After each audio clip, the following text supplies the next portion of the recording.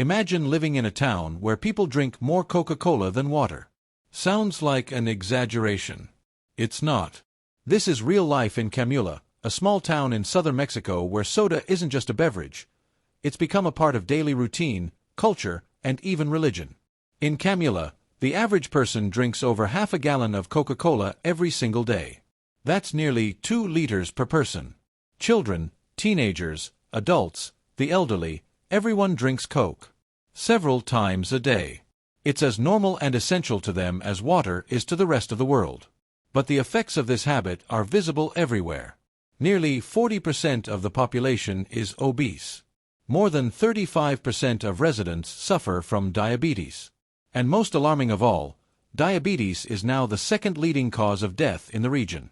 This isn't just a public health crisis, it's a cultural phenomenon. So how did a sugary drink become so deeply embedded in the lives of an entire town? The answer goes far beyond taste or brand preference. In Camula, Coca-Cola isn't just a drink, it's a symbol of identity, of faith, of belonging. It's used in sacred rituals, placed as offerings to the gods, shared at family meals, and even left on graves in cemeteries. And in this video, we're diving deep into this astonishing reality. To understand how one of the world's largest corporations embedded itself into the heart of a traditional town, replacing clean water with soda, one bottle at a time. Let's begin. A town addicted to Coca-Cola. Camula is a remote town in the highlands of Chiapas, Mexico. Here, the average person consumes over half a gallon of Coke a day. That's more soda than most Americans drink in a week. And the consequences are dire. According to local health data, over 35% of the population is diabetic. Obesity is rampant, and many people suffer amputations, complications, or worse. In most parts of the world, this level of sugar consumption would be unimaginable. But in Camula, it's just part of everyday life. Coca-Cola as a religious symbol. Here's where things get even more unbelievable. In Camula, Coca-Cola has taken on a sacred role in religious ceremonies. Among the Tzotzil indigenous people who live in the region, Coke is believed to purify the soul and cleanse bad spirits. During temple rituals, worshippers deliberately burp after drinking Coca-Cola, believing it expels evil. At funerals, bottles of Coke are placed beside flowers on tombstones, as a gesture of love and remembrance. In major religious festivals, like the celebration of the Virgin of Guadalupe, Coca-Cola is shared in mass quantities as part of the ceremony. In many of these rituals, Coke has replaced traditional alcoholic drinks, or even water. And this isn't just spontaneous adoption. Since the 1960s, Coca-Cola has run targeted marketing campaigns that cleverly adapt to local beliefs and traditions. They've blurred the line between branding and belief. Over decades, Coca-Cola became more than a product. It became sacred. When water costs more than soda. Clean water in Camula is scarce and expensive. In contrast, Coca-Cola is cheap, accessible, and everywhere. In some areas, a bottle of Coke costs less than bottled water. Why? Because Coca-Cola owns Seal, the largest bottled water brand in Mexico. So whether locals choose soda or water, the money still goes to the same company. Families, including small children, drink Coca-Cola at every meal. It's normal. It's routine. And the health consequences are devastating. Aggressive marketing, deep infiltration. Coca-Cola didn't just show up in Camula. They strategically built their presence over decades. They sponsor sports courts, school events, and public festivals. They donate refrigerators, chairs, and furniture to small shop owners, under one condition: sell Coca-Cola. They even offer discounts when people return empty bottles, incentivizing bulk buying.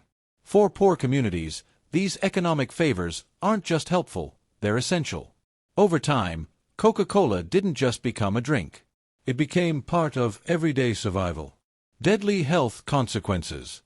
Sugar is addictive, and excessive sugar kills. But many in Camula don't fully connect their health problems with their soda consumption. They suffer from diabetes, they lose limbs, they bury loved ones, but they don't stop drinking Coke. Some even turn to spiritual healers, hoping to cure diabetes through rituals, sometimes involving Coca-Cola itself. This is more than lack of education. It's the result of decades of cultural integration, where a brand becomes indistinguishable from daily life and belief systems. Coca-Cola owns the market and the mind. Walk through Camula and try to find a Pepsi. Good luck. Coca-Cola is everywhere, on every street corner, in every store, even in schools. Pepsi products are nearly non-existent. Since the 1960s, Coca-Cola has specifically targeted indigenous communities with localized campaigns, knowing they have less access to education and health information. In Camula, many people don't have reliable access to drinking water. But they have unlimited access to Coca-Cola. Environmental damage from Coca-Cola's factory. Just a few miles away, in San Cristobal de las Casas, Coca-Cola runs a massive bottling factory. This facility consumes over 1 million gallons of potable water every single day. That's water extracted from local aquifers, drying up wells and rivers. Then, the same water is sold back to the community in the form of soda. Local families struggle to find water, while the factory continues to profit. Government ties and lack of oversight. So why hasn't anything been done? Part of the reason is political. Former Mexican President Vicente Fox had a long career with Coca-Cola, and his political rise was supported by the company. Camula also operates under a special autonomous status. Federal police are not allowed in the town, and crimes are dealt with internally, sometimes through vigilante justice. This autonomy makes it nearly impossible for outside regulation, health enforcement, or education campaigns to take place. A culture of resistance and misinformation. Many locals refuse to believe Coca-Cola has anything to do with their health issues. They insist diabetes comes from genetics, bad energy, or old age. Some rely on spiritual cures. Others simply accept illness as inevitable. For them, giving up Coke would be like giving up part of their culture, maybe even their faith. And that's what makes this crisis so hard to fix. A crisis the world ignores. Camula is a living example of what happens when corporate marketing overtakes culture. When a soft drink becomes more than a product, it becomes a way of life. Coca-Cola is no longer just a beverage in Camula. It's a political force, a religious symbol, a cultural identity, and the cost. Human lives. This isn't just a story about sugar. It's about power, manipulation, and the slow erosion of health in favor of profit. So here's the question we leave you with. How many more lives will be lost before something changes? If this video opened your eyes, share it. Let people see what's happening behind the label. Like this video. Subscribe to the channel. Leave a comment below. What shocked you the most? Sometimes, the truth leaves a bitter taste. But it needs to be told.